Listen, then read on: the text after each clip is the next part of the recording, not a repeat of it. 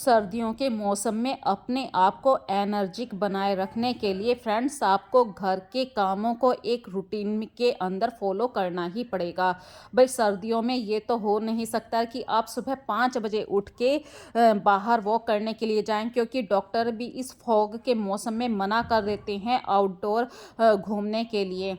हमारे यहाँ पर तो बहुत ज़्यादा मतलब फॉग पड़ा हुआ है, कोहरा छा रहा है, तो इस कोहरे में अपने आप को बीमार होने से भी बचाना है और अपने आप को हेल्दी भी रखना है।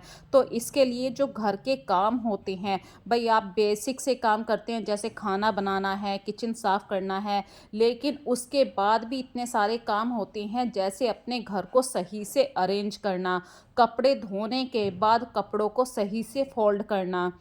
ऐसे अनचाहे काम जिनको आप करना पसंद नहीं करते, भाई कपड़े तो हम धो लेते हैं, लेकिन कपड़ों को फोल्ड करना ये मुझे बिल्कुल पसंद नहीं है। लेकिन फिर भी कुछ काम ना पसंद होते हुए भी आपको करने पड़ते हैं, नहीं करेंगे तो आपका फैला हुआ घर और भी ज़्यादा डिस्टर्ब दिखाई देगा। भाई एक तो कपड़ों की वजह से फैल गया, आपने उसे सही से समेटा नहीं है, तो आपका घर और ज़्यादा डिस्टर्ब हो गया है। तो फ्रेंड्स, अपने घर के कामों को यदि आप एक रूटीन के अंदर फॉलो करते हैं, तो आप डेफिनेटली अपने घर को बहुत अच्छी तरीके से अरेंज कर पाएंगे, क्लीन कर पाएंगे। हेलो फ्रेंड्स, नमस्ते and welcome back to my channel Barewal रश्मि।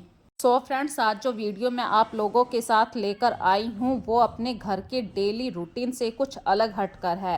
भाई घर के काम तो हम अक्सर किया करते हैं, पर घर के झाड़ू पोछा करने के बाद भी हमारे घर में इतने सारे काम होते हैं जो आज की वीडियो में आप लोगों के साथ शेयर कर रही हूँ। देखिए, आज मैं ना तो कुकिंग वाली वीडियो आप लोगों के साथ शेयर कर रही हूँ, आज मैं दिखा रही हूँ जैसे कि आपने दूध गर्म किया है, दूध बॉईल हो रहा है, उसी वक्त आप अपने किचन में गैस को साफ करने वाला काम कर सकते हैं। इससे दो फायदे होंगे। भाई अक्सर दूध मिनटों में बाहर निकल आता है, तो आप यदि वहीं खड़े होकर क्लीनिंग कर रहे हैं तो दूध भी बॉईल हो गया और आपकी क्लीनिंग भी हो गई, और इसी तरीके से आपका टाइम भी बचा है। देखिए, मिनटों में दूध उबल कर बाहर आ जाता है। यदि आप वहीं पे खड़े होकर काम कर रहे होते हैं तो आप दूध को बचा पाते हैं, और क्लीनिंग भी हो गई है, आपका टाइम भी बचा है। सर्दियों के मौसम में देखिए, किसी को पसंद नहीं है ठंडे पानी के अंदर हाथ डालना। यदि आपके घर में हेल्पर आती है, फिर भी वो एक इंसान है, उसको भी ठंडी लगती है। एक दिन जरा आप खुद महसूस करके देखिए, ठंडी के दिनों में बिना मेड के आप किस तरीके से अपने काम कर पाएंगे। फ्रेंड्स, मैंने कभी मेड को नहीं रखा है, लेकिन फिर भी मैं दूसरों का दुख समझ लेती हूँ, क्योंकि बर्तन जब हम साफ करते हैं ना, वो भी जले हुए बर्तन हो जाते हैं, जब हमें कितना गुस्सा आता है। और मैं फ्रेंड्स इसलिए नहीं कह रही हूँ कि मेड को नहीं रखना चाहिए, मेड को वहाँ पे रखिए जहाँ पे आपको बहुत ज़्यादा ज़रूरत है, आपकी बॉडी उस हिसाब से काम नहीं कर पा रही है। पर यदि सर्दियों के दिन में आप थोड़ा सा समय निकाल के अपने घर के कामों को कर लेते हैं, एक तो आप हेल्दी रहेंगे, आप फिजिकल मजबूत हो पाएंगे, और अपने काम को करने से आपने अपने पैसे भी बचाए हैं, अपने आप को फिटनेस के तौर पर बहुत अच्छे तरीके से मजबूत बना पाए हैं। और जिस हिसाब से आप अपने घर के कामों को कर सकते हैं, उस हिसाब से शायद मेड नहीं कर पाती है। और जब आपको अपने घर से प्यार होता है, तो आप अपने घर के हर छोटे से छोटे कॉर्नर को अच्छी तरीके से नीट एंड क्लीन करने की कोशिश करती हैं। जैसे कि फ्रेंड्स देखिए, सर्दियों के दिन में ठंडे पानी के अंदर हाथ डालना मुझे बिल्कुल पसंद नहीं, लेकिन मैं क्या काम करती हूँ, जैसे ही सुबह उठते हैं सबसे पहले समर सेविल या टंकी, भाई सभी लोग पानी वाली टंकी चला देते हैं। इससे क्या फ़ायदा होता है, ताज़ा पानी आपके सिंटेक्स में भर जाता है। अब आप पूरे दिन में सुबह से लेके दोपहर तक जितने भी काम करेंगे, सब काम आपके ताज़े पानी के अंदर होंगे। और ताज़ा पानी बिल्कुल ऐसे लगता है जैसे ल्यूक वार्म वाटर होता है ना, गुनगुना सा, ऐसा पानी आता है। फिर आपको बिल्कुल भी ठंडी के दिनों में ठंडे पानी के अंदर बर्तन धोने वाली जो प्रॉब्लम होती है ना, वो ख़त्म हो जाएगी। अब आपके घर में चाहे एक बार बर्तन साफ़ हों या 3 बार बर्तन हों, अपने किचन के सिंक को हमेशा साफ़ रखने की कोशिश कीजिए। और यहाँ पे देखिए, जब स्क्रबर को आप धोते हैं, स्क्रबर को अच्छी तरीके से साफ़ करिए, वरना कुछ झूठन होती है वो स्क्रबर के अंदर फंस जाती है। इसी तरीके से बैक्टीरिया ज़्यादा पनपते हैं, बैक्टीरिया अक्सर स्क्रबर के अंदर बहुत जल्दी पनपते हैं, और सर्दियों के दिनों में तो बहुत बहुत जल्दी। तो सिंक एरिया को बिल्कुल साफ रखिए। जिस बर्तन के अंदर जूठन डालते हैं उस बर्तन को भी साफ रखना ज़रूरी है। जैसे कि यहाँ पे ये येलो वाला जो बर्तन आप देख रहे हैं प्लास्टिक का है, इसके अंदर मैं जूठन डाला करती हूँ अपने किचन की। अब बात करते हैं फ्रेंड्स, आपको सर्दियों के दिनों में थोड़ा सा फिजिकल वर्क ज़्यादा इसलिए करना पड़ता है क्योंकि नमी बहुत होती है। तो यहाँ पे मैंने एक साफ़ टॉवल ले लिया है। जो बर्तन मैंने अभी अभी धोए थे उनको एक बार सूखे टॉवल से वाइप करके मैं रख रही हूँ, क्योंकि सर्दियों में धूप बहुत कम आती है तो 1-1.5 घंटे के लिए आती है। हमारे यहाँ तो वैसे भी फॉग हो रहा है, तो फॉग में तो बिल्कुल भी सूरज नहीं दिखाई देता। अब बात करते हैं कुछ हैक की। तो यहाँ पे फ्रेंड्स देखिए, एक मेरे पास दवाई थी जिसके अंदर दवाई का जो सॉल्यूशन होता है उसके अंदर साइट्रिक एसिड था। वो साइट्रिक एसिड को जब मैंने पढ़ा, अरे वाह साइट्रिक एसिड है तो क्यों ना मैं इस बची हुई दवाई का यूज़ कर लूँ। तो साइट्रिक एसिड में हल्का सा खट्टापन होता है, जिसकी वजह से आप तांबे के पीतल के बर्तनों को बहुत ही आसानी से साफ़ कर सकते हैं। तो बची हुई दवाई का यूज़ भी हो गया और साइट्रिक एसिड से मेरे पीतल के तांबे के बर्तन भी चमचमाने लगे। यहाँ पे साइट्रिक एसिड जो बची हुई दवाई थी उसको मैंने पानी के अंदर मिला लिया है और जो पीतल के तांबे के बर्तन है आधा घंटा मैंने डिप करके रख दिया है। आधा घंटे बाद जब मैंने ये निकाले, देखिए तांबे के बर्तनों को तो थोड़ी सी मेहनत लगती है, पर पीतल की कटोरी काफ़ी हद तक साफ़ हो गई है। बस इसे हल्का सा सरफ लगा के, साबुन लगा के इसको रगड़ना है। और इसी तरीके से मैंने अब ग्लास के अंदर पानी भर दिया है, जो बचा हुआ पानी था साइट्रिक एसिड वाला, उस पानी को अब इतनी देर में ये बचे हुए बर्तन मैं साफ़ कर लेती हूँ पीतल के, तांबे के। मैं आपकी आंखों के सामने बिल्कुल सीधे दिखा रही हूँ। इस वीडियो को मैं बिल्कुल भी स्किप नहीं कर रही हूँ, ना ही इस वीडियो के साथ छेड़छाड़ कर रही हूँ। बिल्कुल सरफ साबुन लगाना है आपको और हल्का सा रब करने के बाद देखिए पीतल के बर्तन कितनी आसानी से साफ़ हो गए।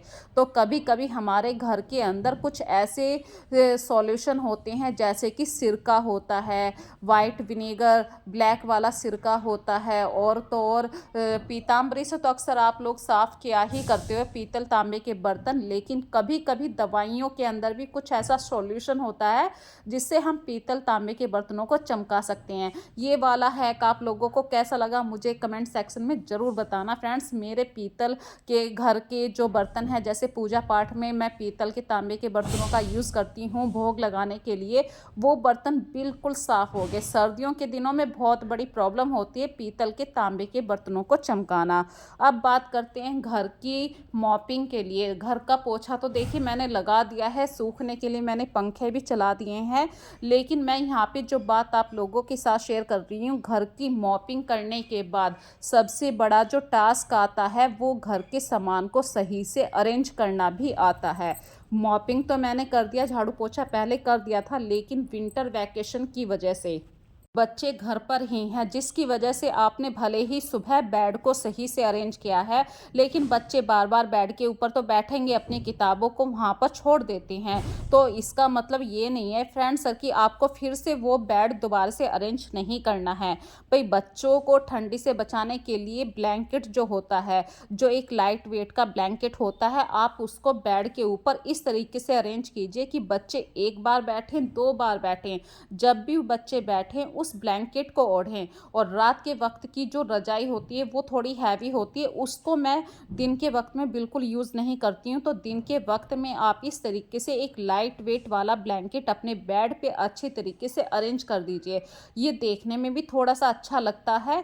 और जब आप बेड को अरेंज कर रहे हैं फ्रेंड्स, उसके आसपास चाहे किसी भी साइड में रनर ज़रूर बिछाइए। इससे क्या होता है, बच्चे पाँव को इस पे रगड़ के मतलब साफ़ करके ही बेड के ऊपर बैठेंगे। जब ये हैबिट आप बच्चों के अंदर चली जाती है तो आपका घर काफ़ी हद तक बिल्कुल सही तरीके से अरेंज रहने लगता है। मैं बिल्कुल इस बात के खिलाफ नहीं हूँ कि भाई बच्चों को दिन के वक्त में बेड पे नहीं बैठने दीजिए। बच्चे हैं, सर्दियों में कहाँ जाएंगे, विंटर वैकेशन अलग से पड़ी हुई हैं। तो ऑलमोस्ट देखिए दोनों बच्चे घर पर ही हैं। तो ये मेरे घर का बेडरूम है। मैंने एक साइड तो रनर बिछाया है, दूसरी साइड में जो एक छोटा सा फुट मैट है उसको बिछाया है। ताकि बच्चे इस साइड से बेड के ऊपर बैठें या दूसरी साइड से बेड के ऊपर बैठें। और सर्दियों के दिनों में जो फुट मैट होते हैं उनको मतलब महीने में तो एक बार ज़रूर वॉश कर दीजिए। और जिस दिन आपको लगे कि आज धूप निकलने वाली है तो उस दिन ज़रूर साफ़ करके धो के सुखा दीजिए। और अब बात करते हैं अपने घर में जब आप झाड़ू पोछा कर लेते हैं कितने सारे सामान को आप ऐसे ही ऊपर नीचे रख देते हैं। तो मैं भी अपने घर की जो कुर्सियां हैं, डाइनिंग टेबल वाली कुर्सियां हैं, उनको किसी रेलिंग के ऊपर रख देती हूँ। और जब पोछा सूख जाता है उसके बाद उन कुर्सियों को सही से अरेंज करती हूँ। इससे क्या होता है, घर का बिल्कुल नीट एंड क्लीन मॉपिंग होता है। ऐसा नहीं है कि पहले कुर्सियों को इधर उधर रखो, आधा कूड़ा तो कुर्सियों के जो पावे होते हैं उनमें अटक जाता है। तो इस तरीके से फ्रेंड्स, यदि आपके घर में छोटा सा स्पेस है तो कुर्सियों को वहाँ पे ज़रूर रख दीजिए। चीज़ों को हटा के साफ करने से पूरा डीप क्लीनिंग होती है। और सर्दियों में बहुत ज़्यादा मॉइस्चर आपके घर में ऑटोमेटिक आ जाता है। तो आप किसी सूखे कपड़े से अपने घर की डस्टिंग कीजिए। जैसे कि ये टीवी के सामने वाली रैक है, यहाँ पे मैंने वही पुराने कपड़े लिए हैं जो मैंने कल वाली वीडियो के अंदर आप लोगों के साथ कटिंग करके दिखाया था। जो अपने घर में बहुत सारे पुराने ऐसे कपड़े होते हैं ना जिनको अब पहना नहीं जाता है, तो सर्दियों के वक्त में ऐसे कपड़े डस्टिंग के लिए बहुत ही फ़ायदा करते हैं। भाई आपके घर की डस्टिंग भी हो गई है और गीले पानी के अंदर आपने हाथ भी नहीं डाला। इसी तरीके से जो हमारे इंडोर प्लांट्स होते हैं, सर्दियों में इन्हें भाई पानी की मात्रा की कम ज़रूरत होती है, तो आप सूखे कपड़े से इनके पत्तों को साफ कर सकते हैं।